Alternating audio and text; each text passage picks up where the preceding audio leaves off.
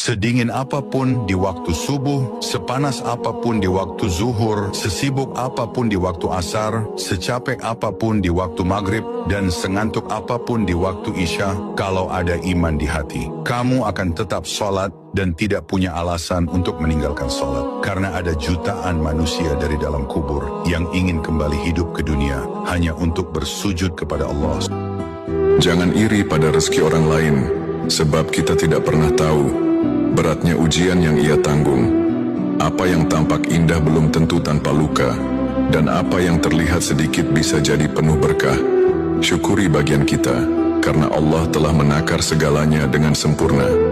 Bismillahirrahmanirrahim. ولا تتمنوا ما فضل الله به بعضكم على بعض.